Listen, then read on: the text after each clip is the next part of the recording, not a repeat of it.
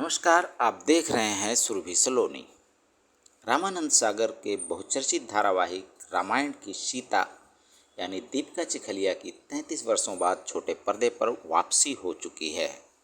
दीपिका चिखलिया नज़ारा टीवी पर 21 अगस्त से प्रसारित हो रहे धारावाहिक धरतीपुत्र नंदिनी में नजर आएंगी। उन्हीं के प्रोडक्शन हाउस डीसीटी मूवीज़ द्वारा निर्मित यह धारावाहिक अब हर सोमवार से शुक्रवार रात 8:30 बजे नज़ारा टीवी पर प्रसारित होगा। धारावाहिक धरतीपुत्र नंदिनी की खास बात यह है कि वर्तमान परिदृश्य के साथ ही इसमें मिट्टी, संस्कार, किसान, आधुनिकता के अलावा एक सशक्त बेटी और परिवार की ऐसी कहानी है जो सभी को मंत्रमुग्ध कर देगी। इस धारावाहिक में दीपिका चिखलिया एक ऐसी माँ की भूमिका निभा रही हैं जो तमाम कठिनाइयों, खतरों के बावजूद विश्वास की डोर थामे संस्कार और कर्तव्य को बखूबी निभाती हुई नजर आ रही हैं। रविवार को गोरेगांव के फ्यूचर स्टूडियो में धारावाहिक धरतीपुत्र नंदिनी के प्रसारण की शुरुआत की गई। इस मौके पर दीपिका चिखलिया के अलावा पूरी star cast, writer, director, creative director सहित लगभग सारे क्रू मेंबर मौजूद रहे। देखिए सुरभि सलोनी की यह रिपोर्ट। अयोध्या का परिवार है और क्योंकि मेरी एक इमेज सीता जी की रही है, मैं चाहती हूँ कि कहीं ना कहीं मिट्टी से जुड़ी हुई कहानी हम लेकर आएँ ताकि दर्शकों को भी पसंद आए, कुछ अलग भी रहे। और जो दूसरी धारावाहिक बन रही है उससे अलग होनी चाहिए, क्योंकि वहाँ कहीं ना कहीं मेरी इमेज भी रिफ्लेक्ट होनी चाहिए इसमें कि अयोध्या की कहानी है, जय सिया राम हम लोग बोलते हैं। और हम लोग सरयू नदी में हम लोगों ने शूटिंग की, अयोध्या में शूटिंग की है, तो ये सब रिफ्लेक्ट होना चाहिए। और मुझे ये बहुत इच्छा थी कि हम वहाँ जाकर शूटिंग करें ताकि लोग देखें अयोध्या। एक डायलॉग है कि गंगा नहीं सरयू। जी हाँ, जी बिल्कुल, क्योंकि नॉर्मली सब लोग यही समझते हैं कि जो डुबकी लगाते हैं और पानी से जब बाहर आते हैं तो हमेशा गंगा ही दिखाते हैं। तो ये क्लियर करते हैं हम लोग कि ये अयोध्या है और अयोध्या में सरयू नदी है, ताकि एक क्लैरिफिकेशन हो जाती है लोगों को कि ये सरयू नदी की में उन्होंने डुबकी लगाई। कहानी इंस्पायर कहाँ से है या कहानी सही बताइए ना, तो मैं इंस्पायर इस बात से थी, स्टोरी तो हमारे पास एक रफ था, लेकिन मैं बहुत क्लियर थी कि शुरू से कि मुझे कहीं ना कहीं रामायण है, सीता जी हैं, वो छवि कहीं ना कहीं हमारी कहानी में, हमारे कैरेक्टर्स में कहीं ना कहीं रिफ्लेक्ट होने चाहिए, ताकि जब भी हम लोगों ने कहानी के बारे में बात की, हमने हमेशा ये बात की है कि हमें एक मंथरा चाहिए, हमें एक शकुनी चाहिए, हमें एक रावण चाहिए। इसी तरीके से हमने आगे हमारे प्लॉट्स बनाए हैं।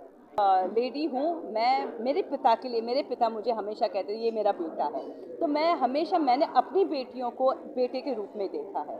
और जब मिट्टी की बात करते हैं तो मिट्टी की कभी बेटी या बेटा नहीं होता, ये न्यूट्रल चीज़ होती है, क्योंकि मिट्टी न्यूट्रल होती है। तो मैं हमेशा ये चाहती थी कि कुछ ऐसा हम लोग करें, तो इसलिए हम लोग ने नाम रखा धरती पुत्र नंदिनी। आज भी गाँव में भी लड़की अगर किसान बनने की बात करे ना, तो लड़की के भाई होते हैं, बड़े भाई, बाप, दादा, सब लोग यही कहते हैं कि किसानी लड़कियों का काम नहीं है। जिस तरह से हमारे शहरों में कई व्यवसाय के लिए कहा जाता है कि ये लड़की का काम नहीं है, पर आजकल लड़कियां सारे काम, सारे व्यवसाय चुनती है। वैसे ही आज भी गांव में ऐसा है कि ये किसानी का काम बहुत मेहनत का काम है, मेहनत, मशक्क़त, और इसमें जो भी हुनर चाहिए वो पुरुषों में होता है। तो उस लड़की ने अपने भाइयों को और अपने पिताजी को कहा कि मुझे किसान ही बनना है और मुझे ये धरती की सेवा करनी है, मैं क्यों किसान नहीं बन सकती, मुझे एज ए करियर ये काम चुनना है। तो उस लड़की को देखा ना, तो मुझे वहाँ से प्रेरणा मिली और मैंने ये नंदिनी का किरदार सोचा, जो बिन माँ बाप की बेटी है, तो उसके नानू यही कहते हैं कि मुझे तुझे ये जद्दोजहद भरी ज़िंदगी नहीं देनी है। तो मैं थोड़ा सा किसानों की ज़िंदगी पे भी प्रकाश डालना चाहती थी कि जो हमारे अन्नदाता कहे जाते हैं, पर वो कितनी जद्दोजहद से गुजरते हैं। तो वो नाना को, अपनी इस बेटी को उसमें नहीं डालना है। पर ये लड़की ने तय कर लिया कि मुझे शादी वादी नहीं करनी है, मुझे धरती माँ की सेवा करनी है। तो ये एक नए विचारों वाली लड़की हो गई जो गांव में से आई है। मेरी बचपन से ऐसी आदत थी कि मैं बहुत कुछ देख के ना ऑब्जर्व करती थी। तो ऐसे जो कैरेक्टर्स होते थे मुझे शुरू से ही बहुत पसंद है, थोड़े रफ टफ और ऐसे वन मैन आर्मी टाइप की लड़की। एंड ये कैरेक्टर को पकड़ना उतना मुश्किल नहीं था, पर ये जर्नी बहुत प्यारी थी कैरेक्टर को पकड़ने की। एंड नंदिनी बहुत ही प्यारी, पर गुस्सा भी करती है, वो उससे गलत बर्दाश्त नहीं होता। ये सारी चीज़ें रियल लाइफ में भी मुझसे बहुत कुछ कनेक्ट हो सकती है। तो मैं हमेशा से नंदिनी का कैरेक्टर वैसे ही निभाई हूँ, ये सोच के कि अगर मैं उसकी जगह होती तो मैं क्या करती। अपने किरदार के बारे में क्या कहेंगे कि मतलब इसको कहाँ से इंस्पायर है आपका किरदार? ऐसा है कि आप कहीं भी चले जाइए, आज हर घर में कहीं ना कहीं एक इमरती है, चाहे वो बुआ के रूप में, चाहे चाची के रूप में, चाहे सास के रूप में, चाहे कोई भी रूप में। हर गांव में, हर जगह, हर शहर में, हर जगह एक इमरती है। किसी किसी जगह शायद वो थोड़ी सी नम्र है, लेकिन है इमरती। तो ये किरदार हर घर में पाया जाता है, लेकिन उसको ना हवा नहीं मिलती, उसको सांस नहीं मिलती, तो वो दब के रह जाती है। आप हवा देने के लिए ऐसे किरदार को कितनी अब ये मेहनत कर किरदार, रही हैं? देखिए मुझे जन्म दिया है हर्षा जी ने। जी। ये मुझे जन्म देने वाली, ये मेरी जन्मदाता इस किरदार की यही हैं। और हमारी जब पहली मीटिंग हुई थी तो इन्होंने मुझसे कहा था कि मुझे इस टाइप का कैरेक्टर चाहिए, और उन्होंने उंगली ऐसे दे के मुझे कहा था आप इस पे जस्टिस करेंगी।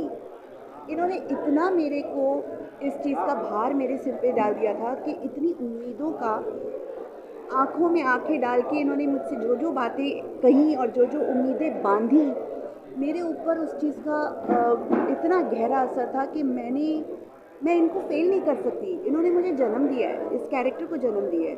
अगर मैं इनके लिए, मैं किसी के लिए वो नहीं करती, लेकिन मुझे हमेशा होता था भगवान हर्षा जी खुश हो जाए बस। इमरती एक ऐसा किरदार बने इस चैनल के लिए कि चैनल कहे कि हाँ, एक वो थी इमरती, वैसा कोई करके दिखाए। आकाश का कैरेक्टर बहुत इंटरेस्टिंग इसलिए है कि उसमें एक तो आजकल के, he is next door boy, आजकल का जो आज के ज़माने का यंग जनरेशन है उसका प्रतीक है। और दूसरी उसमें एक ब्यूटी ये है कि आया है फॉरेन से, पर अपने हिंदुस्तानी संस्कार नहीं भुलाए। इसीलिए पहली बार कोई सीरियल में ऐसा सीन आया कि एक एयरपोर्ट से ऊपर फ्लाइट में से उतरा हुआ लड़का पहले सीधा सरयू माता को वंदन करने जाता है। आकाश, अमन, यस आपका आकाश का जो किरदार है यस काफ़ी डिफरेंट टाइप का है। विदेश से आता लड़का सीधा पानी में मिलता जी है। जी जी, जैसा मैम ने बताया कि वो इसको मतलब आपको जीने में, इसको निभाने में तो कितनी मेहनत की है आपने, और आपको खुद को कैसा लगा है किरदार? मैं बनारस के पास एक छोटा सा शहर है बिलथरा रोड, वहाँ का रहने वाला हूँ। और मेरे जो दादाजी, Bilthara road? Bilthara road, Ballia district Ballia. तो मैं वहाँ का रहने वाला हूँ। वहाँ पे दूर दूर तक कोई भी इस इंडस्ट्री से है नहीं। और मेरे जो दादाजी हैं वो काफ़ी स्पिरिचुअल है। और बचपन से, मुझे छोटा था मैं जब 3-4 साल का, तभी मुझे गायत्री मंत्र उन्होंने सिखाया था। और मैं उनके साथ बैठ के रोज़ 1 घंटे पूजा करता था, सुबह योगा करता था, स्टार्टिंग के 6-7 साल तक। तो मैं काफ़ी स्पिरिचुअल हूँ। और मुझे जैसा जब मैंने ये कैरेक्टर धीरज मिश्रा सर, हमारे क्रिएटिव डायरेक्टर, तो उन्होंने जब मुझे सुनाया तो मैं काफ़ी रिलेट कर पाया इस कैरेक्टर से, क्योंकि ये बंदा जो है, ये आकाश जो है, ये काफ़ी सोफिस्टिकेटेड है। एंड